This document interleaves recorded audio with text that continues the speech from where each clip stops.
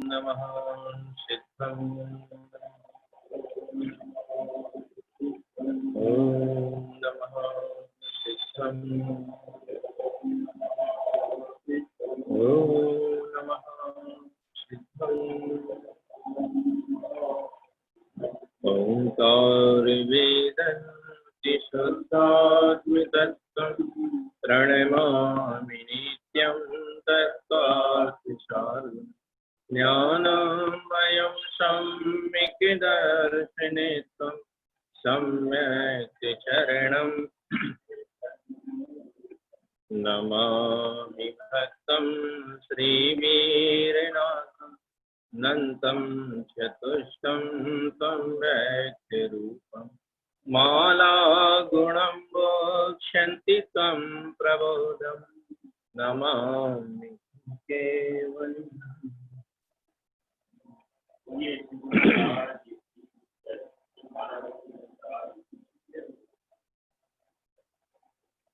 यहाँ सद्गुरु तारण स्वामी ने मालारोहण जी ग्रंथ के माध्यम से सम्यक दर्शन पूर्व ज्ञान गुणमाला का कथन किया है कि ये ज्ञान गुणमाला कैसे दिखाई देती है, हृदय कंठ में कैसे झूलती हुई दिखती है। जहाँ सम्यक्त हो जाता है देखो, हीरे की पहचान जौहरी को ही हो पाती है, बिना जौहरी के हीरे की पहचान नहीं हो पाती। इसी तरह से सम्यक्त रूपी जिसे रत्न की प्राप्ति होती है उसे सम्यक दर्शन जैसे महान गुण की पहचान होती है, वो जौहरी बन जाता है। और सम्यक्त रूपी रत्न जिसके अंदर नहीं है, या यूं कहना चाहिए जिसे स्वानुभूति उत्पन्न नहीं हुई, जिसकी श्रद्धा में सम्यकपना नहीं आया है, उसे सम्यक दर्शन क्या होता है, कैसी अवस्थाएं बनती हैं, कैसे उस पर चला जाता है, कैसी शुद्धि होती है, ये नहीं समझ सकता है। कैसे समझे? ये वो ही समझ सकता है जिसे सम्यक तो हुआ हो, जिसे निर्विकल्प स्वानुभूति हुई हो, आत्मस्वरूप का जिसे दिग्दर्शन हुआ हो, वो ही समझ सकता है कि सम्यक तो आखिर ये है, तो सम्यक दर्शन कितना महान है। जैसा कि पूर्व में कहा था कि कई लोग मानते हैं कि सम्यक तो सम्यक दर्शन एक ही है, लेकिन ऐसा नहीं है, एक नहीं है। आप चारों अनुयोगों से इसे सिद्ध कर सकते हैं, प्रमाणित कर सकते हैं कि सम्यक तो अलग चीज है और सम्यक दर्शन अलग चीज है। कारणानुयोग भी कहता है, चरणानुयोग भी कहता है, द्रव्यानुयोग भी कहता है। सारे अनुयोग दृष्टि की अपेक्षा, और आप 18 क्रियाओं में भी देखते हैं, 28 उसमें भी देखते हैं, सिद्ध के 8 गुणों में भी देखते हैं, कर्म की अवस्थाओं में भी देखते हैं, तो निश्चित है कि जब प्रकृतियां अलग हैं, स्थितियां अलग हैं, तो सम्यक दर्शन और सम्यक एक नहीं हो सकता है। और इसकी अलग अलग स्थितियां भी बनती है। सम्यक की अलग स्थिति बनेगी और दर्शन की अलग स्थिति बनेगी, इसकी शुद्धि अलग होएगी, इसकी पकड़ अलग होएगी। इसलिए ऐसा अपने अंदर देखो, फिर से हम कह रहे हैं, जब आप साधना के मार्ग में चलेंगे तो ये सारी चीजें आपको सहज समझ में आएंगी। जब तक आप साधना के मार्ग में नहीं चलेंगे तब तक ये चीजें अपने को एक जैसी प्रतीत होती हैं, लेकिन ये जब अपन रास्ते में चलेंगे तब समझ में आएगा कि आखिर है क्या अवस्थाएं।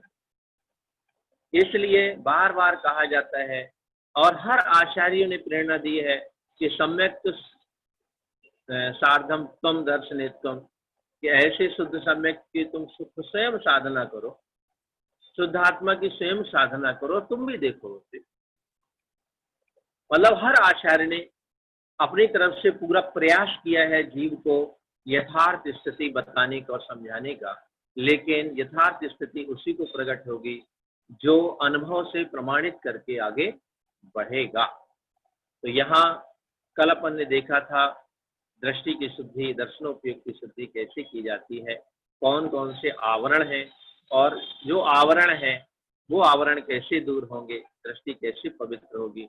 और ऐसे ही जीवों को ये ज्ञान गुणमाला दिखाई देती है। चरणानुयोग भी यहाँ समाहित कर दिया कि आशा भय लोभ अस्नेह तिक्तम।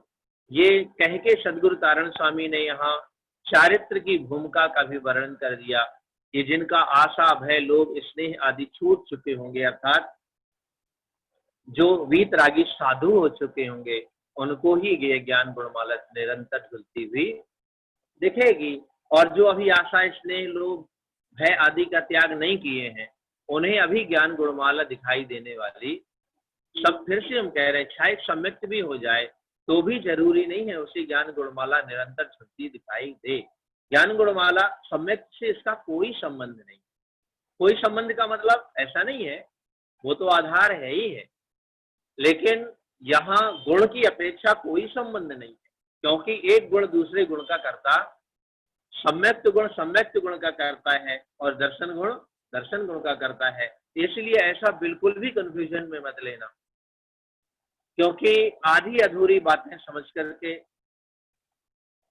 अपन लाभ की जगह नुकसान पैदा कर लेते हैं, भ्रांतियां पैदा कर लेते हैं। अपने को किसी भ्रांति में जाने की जरूरत नहीं है। यहाँ सदगुरु तारण स्वामी कहते हैं कि आशा भय लोभ अस्नेह तिक्तम ते मालदिष्टम हृदय कंठो रोलितम। व्यवहारिक पक्ष भी उसका दे दिया कि कोई ऐसा ना सोच ले कि भैया हमारी तो दृष्टि शुद्ध ही हो गई है और हमें तो अब आत्मा का निरंतर स्मरण बना रहता है। श्रद्धा निरंतर होना अलग बात है, और आत्मा झूलती हुई देखना, झूलती हुई का मतलब यहाँ ये ले सकते हैं, छठवें सातवें का जो झूला झूलते हैं वही उनकी झूलती हुई स्थिति है, क्योंकि उसी के ज्ञान में ये निरंतर वर्तेगी जो छठवें सातवें का झूला झूलेंगे। और चरणानुयोग के पीछे कहा जाए तो जिनका आशा भय लोभ स्नेह आदि छूट चुके हैं, अर्थात जो वीतरागी हो चुके हैं, उनको ये ज्ञान गुणमाला झूलती दिखती है। अपन भी प्रयास करें कि अपने को भी ये सारी बातें अपने ज्ञान का विषय बने, चिंतन मनन का विषय बने, और रुचि पूर्वक सुनकर समझ करके अपने अंदर इन चीजों को बैठा लें। एक बार बहुत पहले की बात थी, जब हम शुरू इस मार्ग में आए थे, ग्यारसपुर में बड़े महाराज जी का वर्षावास था 96 में। समापन के समय में बहुत सारे लोग पहुंचे, सरला बहन जी वगैरह बहुत सारे लोग थे वहां, और बाहर आंगन था, ऊपर वाले कमरे में रुके थे, उसके बाहर आंगन था, वहां बैठ करके शाम को चर्चा कर रहे थे। और चूंकि शुरुआत थी कुछ समझ में आता नहीं था, लेकिन अच्छी लगती थी चर्चा, रुचिवंत लगती थी चर्चा। तो 2-3 दिन चर्चा हुई, 2 दिन 3 दिन चर्चा हुई। एक दिन हमने ज्ञानंद जी महाराज से सहज कहा कि महाराज जी, आप जो चर्चाएं करते हैं, ये चर्चाएं लगती तो बहुत अच्छी हैं, लेकिन समझ में नहीं आती। लगता तो बहुत अच्छा है सुनने में, लेकिन समझ में नहीं आता। उस समय बड़े महाराज जी ने एक हमें मंत्र दिया था। उन्होंने कहा था, बोले बेटा तुम रुचि पूर्वक सिर्फ सुनो। वो उनका मंत्र कि तुम रुचि पूर्वक सुनो, बस ये अपने आप जीवन में आए। बस हम फिर से कह रहे हैं, जो जिनवाणी की चर्चा है वो रुचि पूर्वक सुनो, आएगी। धैर्य रखें, प्रयास करते रहें, चलते रहें, कभी न कभी ये अपने जीवन से सिद्ध होना शुरू हो जाए। यदि अपनी सही रुचि है, लक्ष्य अपना स्थिर है, तो ये सारी चीजें आपके अंदर से आएंगी, बिल्कुल आएंगी। बस एक बात का ध्यान रखना कि इनमें किसी प्रकार की कोई भ्रांति पैदा मत करना। बस रुचि से सुनना, समझने का प्रयास करना, और वहां जाने का प्रयास करना, वहां उतरने का प्रयास करना। धीरे धीरे आपका ज्ञान अपने आप क्लियर। ज्ञान में बड़ी विशेषताएं होती हैं। कई लोग हमसे पूछते हैं कि हम कौन से अनुयोग से स्वाध्याय करना शुरू करें, कहां से पढ़ना शुरू करें, ऐसे कई लोग पूछते हैं। आप कहीं से पढ़ना शुरू करो, आपको जो अच्छा लगता हो वो पढ़। ज्ञान में ऑटोमेटिक व्यवस्था है। वो सबको डिवाइड कर लेगा। आप बिल्कुल टेंशन मत लो, आप तो स्वाध्याय शुरू करो, पढ़ना शुरू करो और क्रमिक पढ़ना शुरू करो। करणानुयोग, द्रव्यानुयोग, प्रथमानुयोग, शरणानुयोग, जो आपकी रुचिवंत हो, जहां आपका मन लगता हो, बिल्कुल रुचि से पढ़ते जाओ, पढ़ते जाओ। और ये ज्ञान ऐसी विशेषता है, ये अपने आप अंदर डिवाइड कर लेगा कि ये करणानुयोग की अपेक्षा है, द्रव्यानुयोग की अपेक्षा है, प्रथमानुयोग की अपेक्षा है, दृष्टि की अपेक्षा है, शब्दान की अपेक्षा, ये किसकी किसकी अपेक्षा, वो साफ डिवाइड कर लेगा। थोड़ा समय लगेगा, समय लगेगा, लेकिन यदि आप रुचि से पढ़ते हैं, स्वाध्याय करते हैं, अंदर वो अपने आप डिवाइडेशन कर लेते, उसके अंदर साफ चीजें हैं। कंप्यूटर होता है, उसमें जो फीड करो उसको अपने आप अपने खाते में ले जाता है। इसी तरह ज्ञान में हर चीज का सॉफ्टवेयर है, हर चीज का, दर्शन का सॉफ्टवेयर अलग है, ज्ञान का सॉफ्टवेयर अलग है, चारित्र का सॉफ्टवेयर अलग है, तप का अलग है, अन्य अन्य जो इतने गुण है सबका अलग अलग है ज्ञान में। और वो सारी चीजें अपने अपने उसमें रखता चला जाता है। शुरू शुरू में अपने को ऐसा लगता है कि कहाँ कंफ्यूजन, कुछ नहीं होता, धीरे धीरे अपने आप सब क्लियर कर लेता। ये ज्ञान की विशेषता भी है, ज्ञान की महिमा को अपन समझें। ज्ञान इतनी कोई छोटी मोटी चीज नहीं है साहब। ज्ञान में वो ताकत पाई जाती है, वो ताकत पाई जाती है कि एक क्षण में कोटि जन्म तप तपे ज्ञान बिन, कोटि जन्म तप तपे ज्ञान बिन, कर्म झरे जे और ज्ञानी के त्रिगुप्ति तय सहज टरे। या ये ज्ञान की महिमा है, ज्ञान ही त्रिगुप्ति को उपलब्ध कराएगा। मनवचन का है कि गुप्ति जो होगी ना, वो ज्ञान से ही होगी।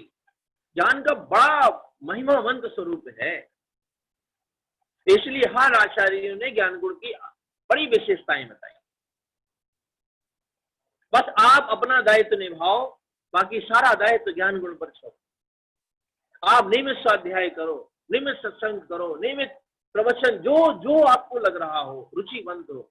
लेकिन ऐसा मत करना, आदमी क्या करता है कि जब अपन उसके कहते हैं तो बड़ा उत्साह में आ जाता है, खूब उत्साह में आ जाता है, और 2-4 दिन ऐसा स्वाध्याय करता है कि 2-2, 4-4 घंटा कर लेता है, और फिर एकदम से वो लेकिन किंतु परंतु लगा के बंद कर देता है।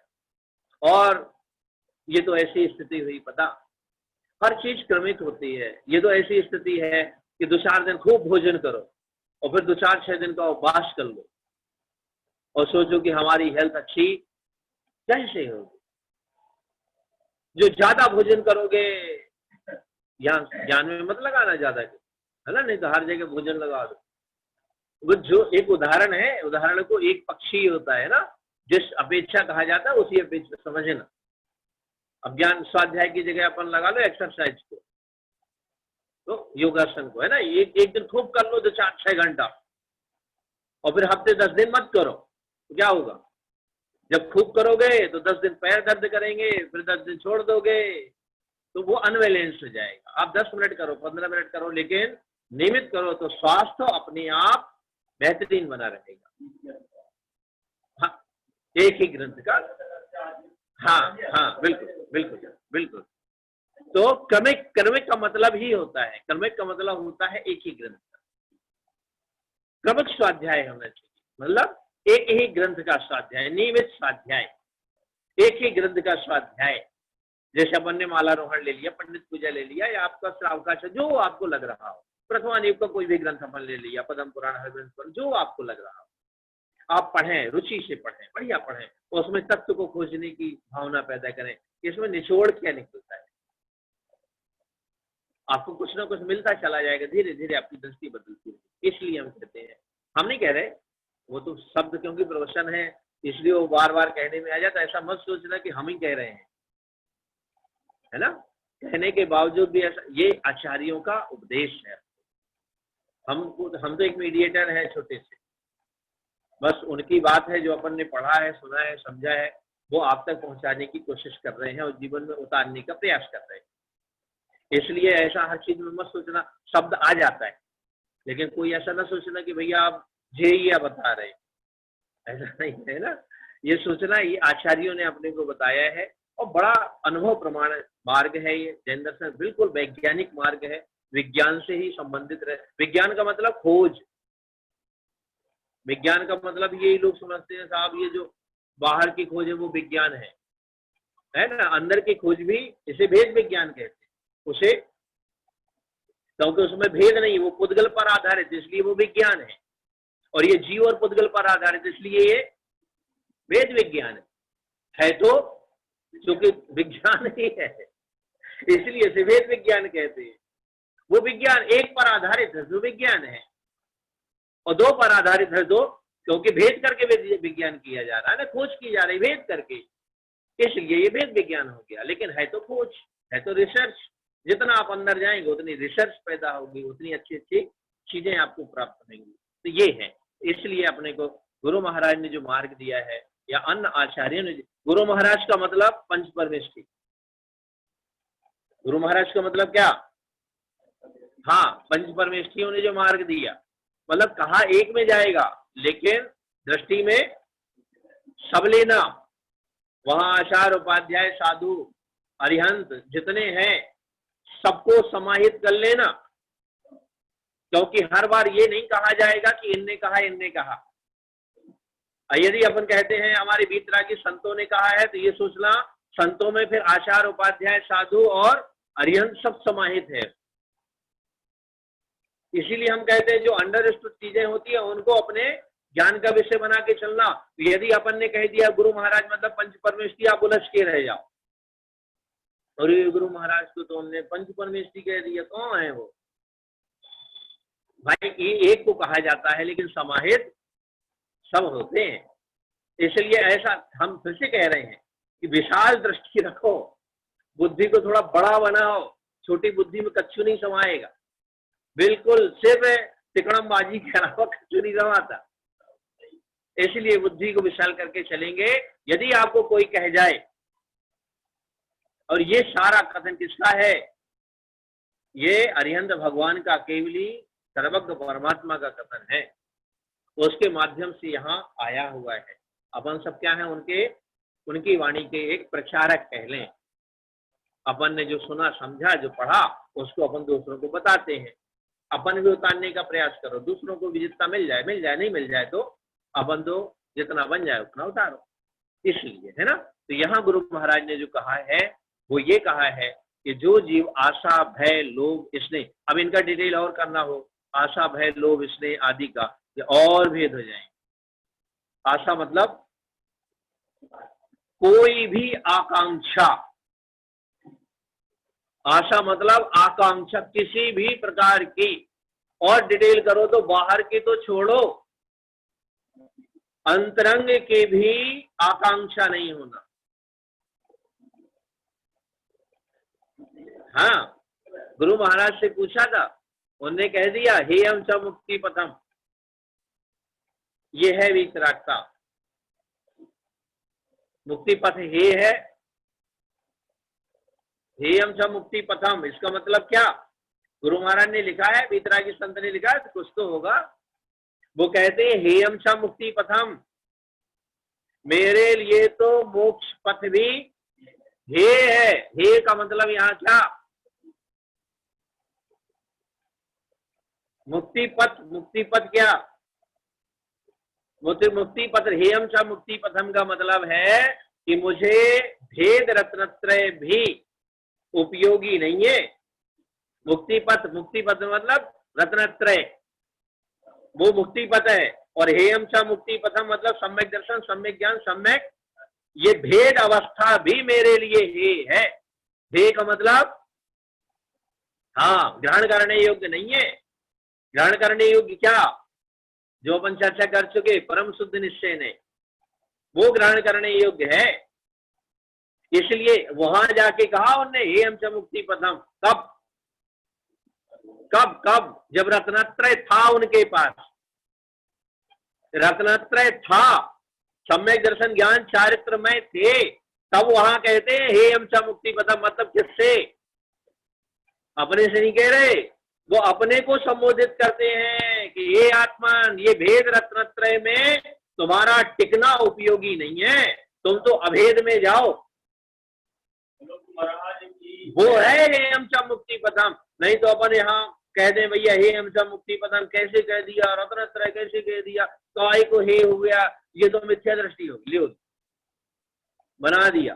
अरे वो ऐसे शुद्ध दृष्टि थे, उनकी महिमा उनके शब्दों में आप देखो तो वहां पहुंच के क्या स्थिति होती है। इसलिए ये बार बार इसलिए कहने में आता है क्योंकि ऐसे वीतरागी संतों को समझना अपने आप में बहुत कठिन चीज है।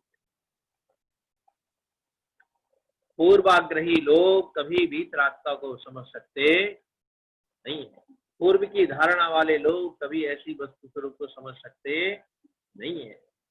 इसलिए पूर्व की धारणा कोई भी बनाकर चलना, वीतरागता को समझना है तो अपने अंदर भी क्या वो वीतराग मैं है, अपन कम से कम धारणा रहित बन जाओ। धारणा रहित बनेंगे तो वीतरागता समझ में आएगी, धारणा रहित नहीं बनोगे तो कुछ समझ में नहीं। क्यों?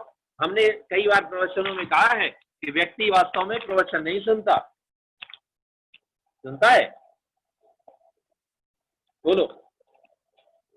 व्यक्ति प्रवचन सुनता है कि अपनी सुनता है? अधिकतर लोग तो अपनी सुनते हैं बैठे बैठे। सच कह रहे हैं, अधिकतर तो आप जाप करते करते 75%, 80-90% अपनी सुनते हैं कि आपने दुकान का ये काम छोड़ा है, घर का ये काम छोड़ा है, जी ऐसा करना, वो सुनाता है, आप सुनते रहते, बाहर में माला घूमती रहती है। प्रवचन में भी ऐसा ही होता है, लोग अपनी सुनते हैं, जिनवाणी की सुनी होती तो कल्याण हो गया होता। जी जी ऐसा बोले, जी ऐसा बोले, जी ऐसा लिखा, कोई ऐसा लिखा, जय में लगे हैं। कहाँ की चीज क्या गुरु महाराज ने, मतलब हम ये नहीं कह रहे हैं, लेकिन उनकी बात जहाँ की है वहीं से सुनोगे तो वो बच्चा होता है ना, बच्चा छोटा सा है, आप उससे कहो बेटा पानी ले आना, अब वो कह देता हाँ, फिर कहते हैं पानी ले आना, बोले आओ, फिर आपको गुस्सा आ जाती है? आप उससे कहते हैं सुना नहीं क्या, तो आपका मतलब क्या है? सुना तो है, लेकिन जब तक वो कार्य सिद्ध ना हो जाए तब तक सुना माना जाता नहीं। इसी तरह अब लब्धि कल से चलेंगी, आज अपन पूरा कर लेते हैं, फिर अपन देशनल लब्धि मिलेंगे। देशनल लब्धि है क्या, कैसे सुनी जाती है, कैसे अपने को किस तरह से इसको प्रकट करना, क्या अपने को पुरुषार्थ करना देशनल लब्धि में, ये अपन चर्चा करेंगे यथा समय। फिलहाल अपनी चर्चा ये है कि आशा भय लोभ अश्नेहितिकतम ते मालदिष्टम, थोक में आप समझें तो जो वीतरागी हो जाते हैं उन्हें ज्ञान गुणमाला दिखाई देती है, और फुटकर में आशा मतलब जिनके पास किसी प्रकार की समस्त अपेक्षाएं छूट जाती हैं, कोई आकांक्षाएं नहीं रह जाती हैं, निष्कांक्षित हो जाते हैं। भय, किसी प्रकार का भय नहीं रहता। भय कब रहेगा? यहाँ तक कि पर्याय का भी कोई भय नहीं रहता। बाहर के भूत प्रेत के भय तो छोड़ो, काय के, हाँ ये रोग शोक के भय तो छोड़ो, कौन आ रहा है कौन जा रहा है, कौन मिल जाए, ये भय तो होते ही नहीं है। शरीर में क्या होगा ये भय तो होते ही नहीं है। यहाँ तक कि अपनी पर्यायों का भी भय नहीं होता कि मेरी शुद्ध पर्याय छूट ना जाए या मेरे को अशुद्ध पर्याय आ ना जाए। देखो फिर से हम कह रहे हैं वीतरागता को समझे। वीतरागता यदि पर्यायों की अपेक्षा रखता है तो वीतरागी हो ही नहीं सकता। फिर आकांक्षा रहित है तब तो वीतरागी है। अरे भाई आकांक्षा ही तो राग है, आप सोचो तो, आकांक्षा ही तो राग है। चाहे भीतर की आकांक्षा चाहे वो भी एक राग है। वीतरागता अभी अपनी अपेक्षा मत लगाना कि राग अच्छा है, नहीं होगा तो कैसे मिलेगा। आपको लग सकता है कि ये राग नहीं होगा तो वीतरागता कैसे मिलेगी, लेकिन वीतरागी को नहीं लगता, क्योंकि अपन नीचे खड़े हैं इसीलिए लग सकता है कि वहां, लेकिन जो वहां पहुंच गया उसको नहीं लगता। और लगे तो यहां, लगे तो यहां और नहीं लगे तो वहां। इसलिए अपनी बुद्धि से भी मत तौलना, अभी वीतरागता की दृष्टि से तौलना। तो आशा भय लोभ, कोई लोभ नहीं। कोई लोभ नहीं कि मैं जाऊंगा तो मुझे समाज में ये मिल जाएगा, पैसा मिलेगा, आहार विहार निहार जो भी है, कोई कोई वो नहीं होता भैया। लोभ, कोई किसी प्रकार का लोभ नहीं होता। ये जितने ये वाली स्थितियां है ना, वो वीतरागता वाली स्थितियां नहीं होती। वीतरागता होती है। अरे वहां फिर से हम कह रहे हैं, कल अपनी चर्चा हुई दृष्टि की शुद्धि की। जिसकी दृष्टि शुद्ध हो गई है ना, चक्षु दर्शन शुद्ध हुए हैं, उनको वीतरागता होती है। और जब शुद्ध ही हो गए, भेद ही खत्म हो गया है, तो फिर ये आशा, भय, लोभ, स्नेह आदि कहाँ टिकेंगे। और चौथी बात दिया है स्नेह। स्नेह का मतलब लगाव, जुड़ाव, जरा सा भी कोई भी लगाव, शिष्यों से भी लगाव। क्या आपको लग रहा होगा शिष्यों से लगाव? 500 मुनियों के संग चलते थे, लेकिन लगाव नहीं होता। रहना अलग बात है, लगाव होना अलग बात है। रहना अलग बात है और लगाव होना अलग बात है। ऐसे कितने सारे दिन भर में काम करते हैं जो बिना लगाव के कर देते हैं, बिना लगाव के करते कितनी सारी घटनाएं घटती जो बिना लगाव की घट रही है। आपको लगाव होता है? नहीं होता। आपको लगाव है कि मुझे कोरोना हो जाए? जब देश से लगाव नहीं है, कोरोना से लगाव नहीं है, तो जब एक से लगाव नहीं है तो दूसरे से लगाव कैसे हो सकता है? जब बुरे से लगाव नहीं है तो अच्छे से भी लगाव नहीं है। फिर से रोग से लगाव है? नहीं है। तो निरोगता से लगाव होगा? रोग से लगाव नहीं है तो क्या निरोगता से लगाव होगा? नहीं होगा। क्योंकि रोग भी एक रोग है और निरोगता भी उनकी दृष्टि में एक परिणाम ही है। वो भी भावों की अपेक्षा एक रोग ही है। इसलिए उनको ऐसा नहीं रहता है कि कोई लाभ है, लोभ है। इसने शरीर से, अपन एक दिन चर्चा करी थी ना, शरीर की दृष्टि तक छूट जाती है तो वीतरागता है। नग्नता का बोध भी नहीं रहता कि नग्न है। यदि ये बोध रहे तो वीतरागता। अरे नग्नता का बोध हो जाए ना तो ये निश्चित मानकर चलना कि लाज आ जाएगी। और आशा, भय, लोभ, स्नेह, तिक्तम, यहाँ लाज, भय, गौरव आदि सबका जब त्याग होता है तब कहीं वीतरागता होती है। आप देखो, आप पूरे ग्रंथों में लिखा है। लाज कब नहीं आती? अपन कहते हैं ना, ये तो हमें तो दूसरी भाषा में कहते हैं, तुम तो बिल्कुल नंगे हो, तुम्हें तो लाज मतलब ये अब शब्द में ले लेते हैं, इसको गलत वे में ले लेते हैं। वास्तव में देखा जाए तो जो नग्न हो जाते हैं वे लाज से भी, अर्थात जिनके शरीर में भी दृष्टि हट जाती है, वो होते हैं।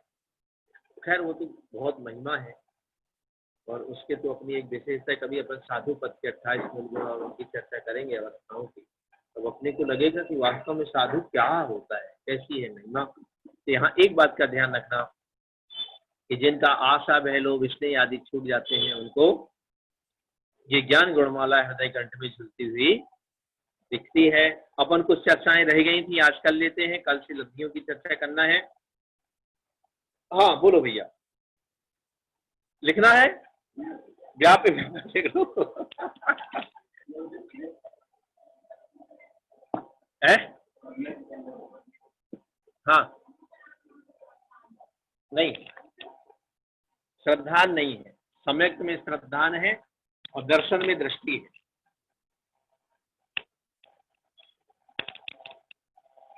दर्शन में दृष्टि है और सम्यक में श्रद्धान है। वो श्रद्धा गुण की पर्याय है, दर्शनोपयोग की पर्याय। चलिए लिख लें। व्याप्य व्यापक संबंध लिखा है, वही लिखवा रहे हैं। हाँ, वस्तु का गुणों के साथ, वस्तु का गुणों की पर्यायों के साथ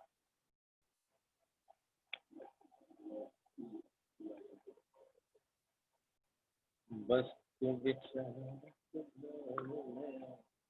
द्रव, हाँ, द्रव्य का पर्यायों के साथ, वही है द्रव्य मतलब वस्तु। कंफ्यूजन में देखो, आप ऐसा कई जगह द्रव्य भी मिलेगा, कई जगह वस्तु भी मिलेगा, ऐसा कंफ्यूजन में नहीं आना है ना। नहीं तो आप तो सोचने लगो और यार द्रव्य, हम इसलिए कहते हैं शब्दों को मत पकड़ो, कॉन्सेप्ट क्लियर करो कि क्या है ये।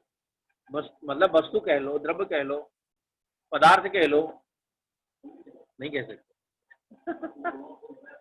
वस्तु का गुणों के साथ, गुणों की पर्यायों के साथ, हाँ है ना, गुणों की पर्यायों के साथ या द्रव्य का पर्यायों के साथ, एक ही बात है। द्रव्य का पर्यायों के साथ, वस्तु का गुणों की पर्याय इसलिए लिखवा दिया क्योंकि अपना कॉन्सेप्ट क्लियर रहे कि पर्याय किसमें होती है, काय की होती है।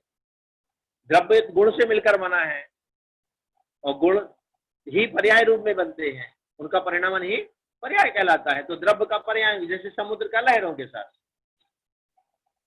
समुद्र हो गया द्रव्य और लहर होगी उसकी पर्याय। मिश्री हो गई मिश्री हो गई द्रव्य और मिठास हो गई उसका गुण, मतलब पर्याय है ना। ये ऐसा नहीं सोचना।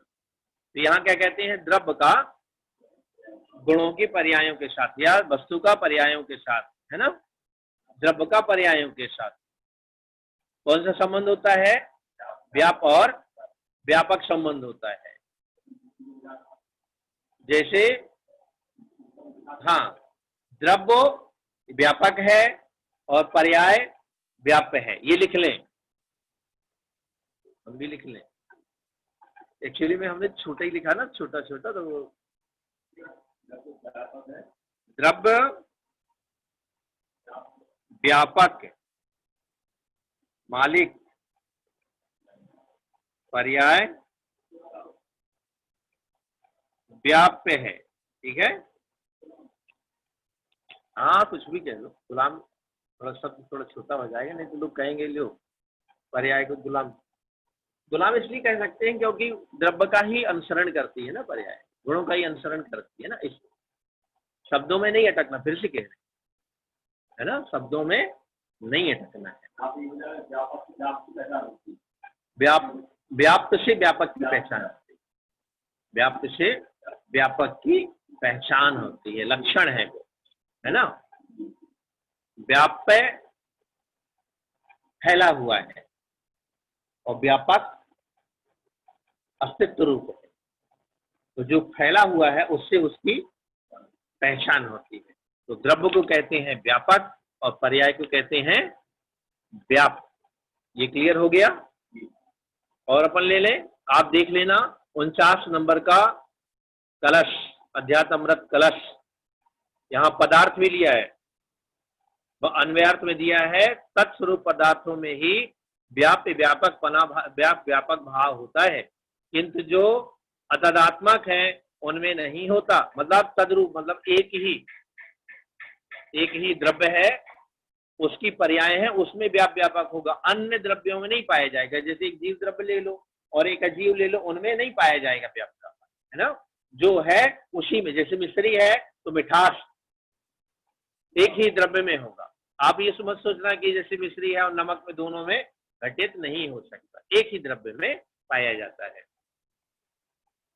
जहां अन्न है वहां व्यापक पने की संभावना ही नहीं होती है, और यहाँ तो उनमें कर्ता कर्म भाव की स्थिति कैसे हो सकती है। ऐसी स्थिति में उत्कृष्ट जो विवेक, उसका जो सर्वग्राही तेज, उसके भार से अज्ञान अंधकार को भेदता हुआ स्वयं अपने को ज्ञान पुंज बनाकर यह आत्मा पर के कर्तृत्व से रहित स्वयं शोभायमान होता है। इसकी महिमा, व्यापक भाव को समझने की महिमा क्या है, ये महिमा है, या कर्ता कर्म अधिकार को या कारण कार्य उसको समझने की क्या महिमा है।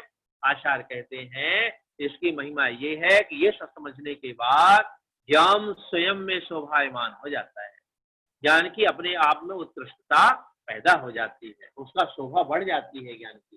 क्यों बढ़ जाती है?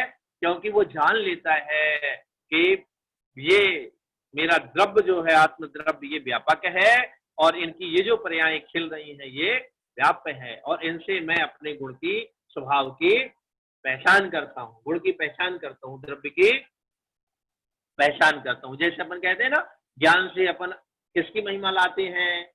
ज्ञान स्वभाव की महिमा लाते हैं। किसकी महिमा लाते हैं? ज्ञान पर्याय से किसकी महिमा लाए अपन? ज्ञान स्वभाव की। जब पर्याय में इतनी ताकत है तो स्वभाव में कितनी ताकत होगी, है ना? तो अपन इससे उसकी महिमा लाते हैं और तब हमारा जो ज्ञान है वो कैसा होता है? शोभायमान होने लग जाता है, खिल जाता है, स्पष्टता आ जाती है उसमें। तो ये इसकी महिमा बताई गई है। शेष आप यहाँ देख सकते हैं, ये 49 नंबर का अध्यात्मृत कलश का कलश है, अध्यात्मृत ग्रंथ का कलश है। चलिए अब आगे कौन सा संबंध है? प्रतिपाद्य और प्रतिपादक संबंध। प्रतिपाद्य, प्रतिपाद्य का मतलब क्या है? कहा जाने वाला, व्यवहार। और प्रतिपाद्य निश्चय। प्रतिपाद्य मतलब हाँ निश्चय, प्रतिपाद्य मतलब करने वाला, और प्रतिपादक मतलब जो किया जा रहा है। तो यहाँ कहते हैं निश्चय प्रतिपाद्य है और व्यवहार प्रतिपादक है। निश्चय व्यवहार तो नहीं समझाना, अभेद प्रतिपाद्य है और भेद प्रतिपादक है। चलो और अगला कौन सा है? एक और हो गया था ना, निषेध और निषेधक।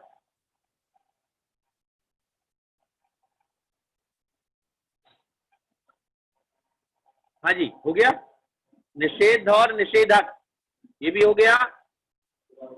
एक बार हो जाए, निषेध व्यवहार निषेध है और निश्चय निषेधक है। निषेध मतलब हाँ गौड़ करने योग, हाँ गौड़ करने योग, छोड़ने योग, कुछ भी अपन कह सकते हैं। लेकिन यहाँ छोड़ने का मतलब अपन बिल्कुल क्लियर करना, छोड़ने का मतलब जैसे पाप छोड़ने योग्य है ऐसा नहीं है ना, यहाँ एक की अपेक्षा दूसरा छोड़ने योग्य मतलब गौड़ करने योग्य, ये अपने को ध्यान में रखना पड़ेगा। छोड़ने का मतलब गौड़ करना भी है, तो ये चीजें अपने को छोड़ना होगा, ज्ञान में रखना होगा। चलिए तो व्यवहार निषेध है और निश्चय, वैसे इसके और भी कई नाम लिखे हैं व्यवहार निश्चय पे। हमने कोई ऐसा विषय ज्यादा इसलिए नहीं लिया था क्योंकि प्रथम क्लास है और प्रथम प्रकार के श्रोता थे, तो इसलिए हमने व्यवहार निश्चय में बहुत सारे अंतर है। निश्चय का विषय अभेद है, व्यवहार का विषय भेद है। निश्चय का निरूपण, निश्चय सच्चा निरूपण करता है, व्यवहार औपचारिक निरूपण करता है। निश्चय सत्यार्थ है, व्यवहार असत्यार्थ है। निश्चय आत्माश्रित होता है, व्यवहार पराश्रित होता है। निश्चय असंयोगी कथन करता है, व्यवहार संयोगी कथन करता है। निश्चय अभिन्न कर्ता कर्म कहता है, व्यवहार भिन्न कर्ता कर्म कहता है। निश्चय निषेधक है, व्यवहार निषेध है। निश्चय साध्य है, व्यवहार साधन है। निश्चय प्रतिपाद्य है, व्यवहार प्रतिपादक है। और भी ऐसी कई चीजें हैं जो निश्चय व्यवहार के उसमें आती है। अपन ये चर्चा इसलिए नहीं ली क्योंकि विषय बड़ा हो जाता और कंफ्यूजन थोड़ी सा बढ़ जाता। फिर कभी दोबारा आएंगे, फिर अपन निश्चय व्यवहार लें, क्योंकि एक बार में अभी इतना ज्यादा क्लियर नहीं होगा। आप स्वाध्याय करेंगे, बार बार अध्ययन करेंगे, धीरे धीरे वो क्लियर हो जाएगा। अभी तो ये है किसका? निश्चय निषेध निषेधक का है ना। जैसे अपन ने उस दिन समझा था ना, बड़े की अपेक्षा छोटा अपूज्य है। अपूज्य का मतलब ही निषेध है, निषेध है। अपूज्य का मतलब निषेध है। निषेध का मतलब जैसे मान लो तीन भाई हैं, मान लो तीन भाई हैं और आपको शादी का कार्ड देने जाना, किसको दोगे? मतलब दो का आपने क्या कर दिया? छोड़ा नहीं है, गौड़ कर दिया है। निषेध का मतलब गौड़ कर दिया है ना। छोड़ दोगे तो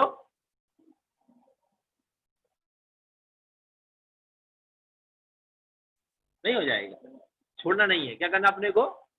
अच्छा वो भी समझते हैं कि इसने हमें कार्ड क्यों नहीं दिया। वो क्या जानते हैं, इसलिए नहीं दिया क्योंकि बड़े भैया खड़े थे, मतलब बड़े को दे दिया मतलब सबको दे दिया। समझ गए ना, ये व्यवहार कैसा निषेध निषेधक है ना। और मान लो सबसे बड़ा वाला ने 2 ही खड़े हैं तो किसको दोगे, तब भी दूसरे नंबर वाले को दोगे। और मान लो दोनों नहीं है तो फिर जो है उसी को दोगे, है ना। तो ये ऐसा होता है। निषेध निषेधक का मतलब यहाँ छोड़ना नहीं है, यहाँ क्या है, गौड़ करना होता है। छोड़ना भी होता है। छोड़ने का मतलब ये होता है कि अपन ऊपर की सीढ़ी में चले जाओ तो नीचे की सीढ़ी छूट जाती है ना, वो छोड़ना भी कह सकते हैं। या ये कह लो कि नीचे की सीढ़ी छोड़े बिना ऊपर जा ही नहीं सकते, नीचे की सीढ़ी तो छोड़नी पड़ेगी। और अपन एक तरफ से कहेंगे कि भैया ऊपर चले जाएंगे तो नीचे की छूट जाएगी, दोनों कथन है। ऐसा मत सोचना कि अब ये सही है कि ये गलत है। अनियोग की अपेक्षा दोनों सही है। करणानुयोग ये कहता है कि भैया नीचे की अपेक्षा ऊपर जाना पड़ेगा, और द्रव्यानुयोग कहता है कि भैया ऊपर आ जाओगे तो नीचे का छूट जाएगा। तो करणानुयोग कहता है भैया पैर उठाओ, धीरे धीरे जमाओ, तब तो तुम ऊपर पहुंच पाओगे। और प्रथमानुयोग कहेगा भैया पुरुषार्थ करो, थोड़ी ताकत लगाओ, हिम्मत करो, तभी तो जाओगे, नहीं तो ऐसे खड़े रह जाओगे, कुछ नहीं कर पाओगे। देखो इनने कितने गिरे थे, कितने उठ गए, चले गए। तो ये सब अनुयोग अपनी अपनी भाषा में कथन करते हैं, अपनी अपेक्षा बताते हैं। बस ये है उनकी भाषा, उनकी शैली, उनकी अपेक्षा अपने को समझ करके चलनी होगी। आपके ज्ञान में कहीं कंफ्यूजन नहीं होगा। और यदि एक भी को समझना छोड़ दिया फिर क्या होगा कि भैया हमने तो उनके निमंत्रण में जाना ही नहीं है। काहे, उन्होंने हमें कार्ड, हम तो सामने खड़े थे, वो हमें कार्ड भी नहीं दे पाए है। ये कौन करेगा, ये कौन कहेगा पता, ये कहेगा जो मूर्ख भाई होता ना, मूर्ख। और समझदार क्या कहेगा, अरे भैया उन्होंने बड़े को दे दिया मतलब हमें दे दिया। और मूर्ख क्या कहेगा, अरे हम तो खड़े थे भैया, उनने तो हमें पूछा ही नहीं, कार्ड ही नहीं दिया उनने तो। जो समझदार है वो ये कहेगा भैया एक को दिया मतलब सबको दे दिया। तो ये समझ के चल, है ना। तो जो अनुयोग जिस अपेक्षा जैसी कथन करता है, उसकी भाषा, उसकी शैली। एक बार आया था कि यहां से कहा जाएगा लेकिन फिर भी आपको मानना नहीं है, कहा जाएगा फिर भी मानना नहीं है। क्यों, आपसे कहा जाएगा, क्या कहा जाएगा, ये घर परिवार मेरा, फिर भी क्या कहेंगे आप, नहीं है, क्योंकि आप ऊपर की सीढ़ी पे खड़े हो। तो आप क्या कहेंगे, घर परिवार मेरा नहीं है। फिर कहा जाएगा शरीर तो मेरा, फिर कहोगे नहीं। फिर कहा जाएगा भाव तो मेरे, फिर कहोगे नहीं। फिर कहे जाएगा कि भैया ज्ञान दर्शन मतलब मत ज्ञान स्वरूप ज्ञान आदि तो मेरे, तो कहोगे नहीं। फिर कहोगे केवल ज्ञान मेरा, फिर भी कहोगे नहीं। तो फिर कौन, जो अखंड द्रव्य है वो मैं। पर इतना सा खेल है, ये समझ के चलो, कहीं कोई प्रॉब्लम नहीं है। लेकिन मेरा कहने के बाद भी मेरा क्या मानना। और कहीं कहा जाएगा भैया, जब कहा जा रहा है तो मानना भी है। जब ये कहा जाए मानना तो फिर आप अपने उस पर आ जाना, काहे पे, उसी सीढ़ी पे। घर परिवार मेरा मतलब व्यवहार, आप उस सीढ़ी पे आ जाओगे, कहोगे तो कोई दिक्कत नहीं है। और ऊपर सीढ़ी पर खड़े होके कहोगे मेरा नहीं तो भी कोई दिक्कत नहीं है। और उसी सीढ़ी पर खड़े होकर कहोगे मेरा नहीं तो गड़बड़ हो जाएगा। क्या, उसी सीढ़ी पर खड़े होकर कहोगे कि मेरा नहीं तो गड़बड़ हो जाएगा। गड़बड़ कहाँ होती है कि खड़े उसी सीढ़ी पर हैं और कहते हैं ये सीढ़ी मेरी, तो गड़बड़ हो जाता है। इसलिए जिस अपेक्षा है, इसे सम्यक एकांत भी कहते हैं। आपने शायद सुना, नहीं सुना, सम्यक एकांत भी होता है। प्रमाण से जो निकली गई बात को एक अपेक्षा से जो अपन कहते हैं, स्वीकार करते हैं, उसे सम्यक एकांत कहते हैं। और प्रमाण रहित अपेक्षा एक अपेक्षा स्वीकार करते हैं, उसे मिथ्या एकांत कहते हैं। वही बात मिथ्या एकांत भी होती है और वही बात सम्यक एकांत भी होती है। यदि सारे नए अपने ख्याल में है और एक नए की अपेक्षा अपन कथन करते हैं, स्वीकार करते हैं, तो सम्यक एकांत, और नए का ज्ञान नहीं है और एक नए से स्वीकार करते हैं तो मिथ्या एकांत बन जाता है। इसलिए इन चीजों का सब बैलेंस बना के रखना पड़ता है। और ये तदर्थ आज अपनी चर्चा पूरी हुई। इसके विषय में अब किसी को कुछ पूछना हो तो पूछ सकते हैं। आपको नए के विषय में, या आप ये मत कहना पूरा फिर से समझा, हाँ मतलब ये मत कहना कि एक बार फिर से समझा दो, अब नहीं होगा। अब आपने समझा है, उसमें कोई चीज पूछना हो तो आप पूछ सकते हैं।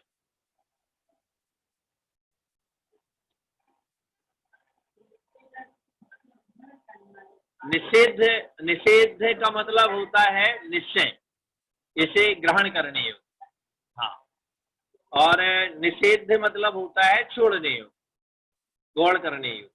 मतलब ये कह सकते हैं जो निषेध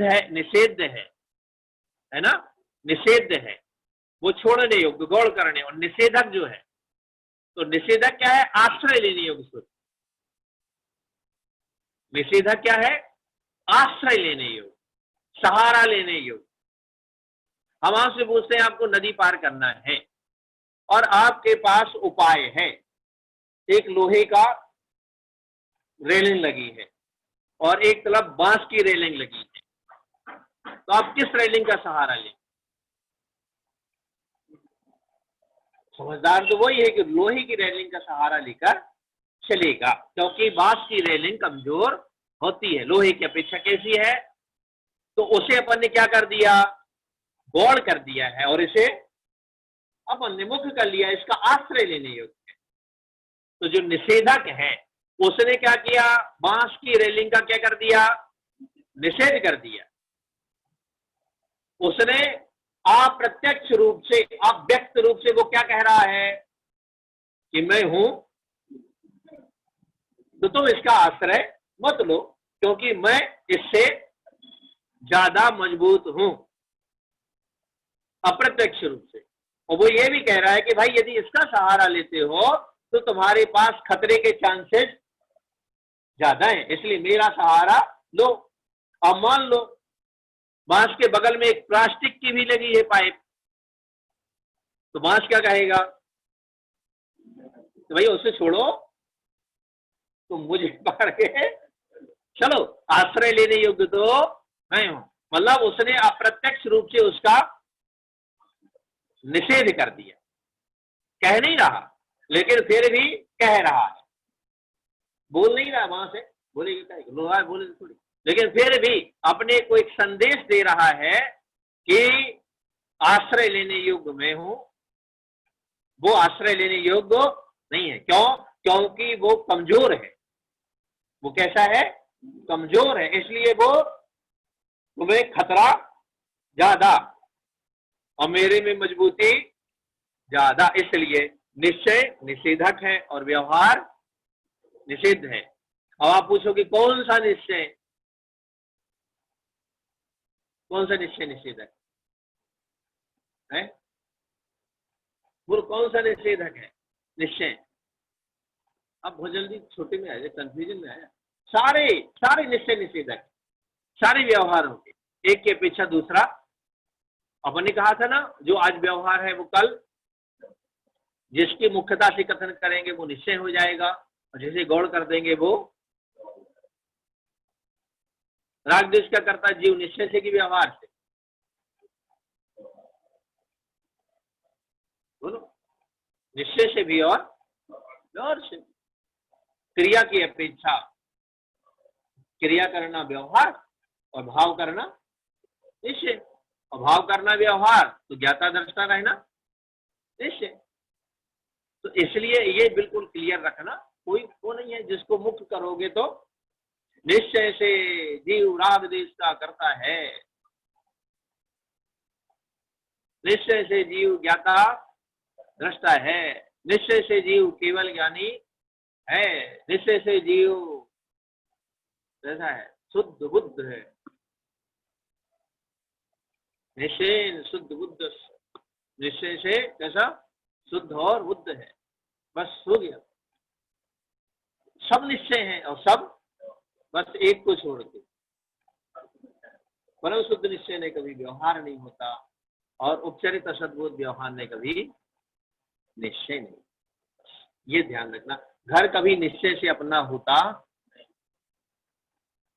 घर तो उपचरित असद्भुत व्यवहार ने से ही अपना कहा जाएगा, निश्चय से हो ही सकता। शरीर में तो निश्चय व्यवहार होना, इसलिए ये ध्यान रखना है। चलो बोलो श्री गुरु महाराज की जय। और कोई क्वेश्चन? चलो शेष कल से पंचलब्धि की क्लास शुरू होगी। आपको आपके पास कोई प्रति हो उससे पढ़कर आना। इनमें दिया है ज्ञान भाग 1, 2, 3 में पंचलब्धि है, लब्धियां नहीं है, कोई बात नहीं है। अपन लब्धियों की चर्चा करेंगे, लब्धि किसे कहते हैं, कितनी होती है और कौन कौन से आचार्यों ने किस तरह से वर्णन किया है। एक दिन चले, अभी कितने दिन, कितने तारीख से व्रत है? 6 दिन। अभी कितने दिन? आज 16 गया, 17, 18, 19, 20, 21, 22, 6 दिन। एक दिन भूमका और 5 दिन लब्धियां। अपने को 6 दिन में पूरा करना और बिल्कुल कंसंट्रेशन होकर सुनना, क्योंकि अब रिवाइजन नहीं हो पाएगा, क्योंकि समय अपने पास कम है, विषय ज्यादा है, रिवीजन नहीं हो पाएगा, इसलिए ध्यान रखना। बोलो श्री गुरु महाराज की जय। नमस्ते।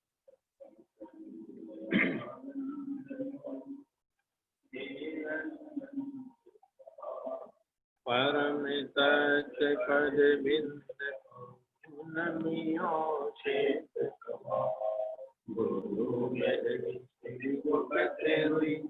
गुरु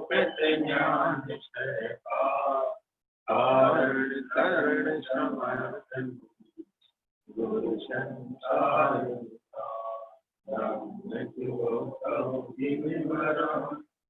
अर्थ दिया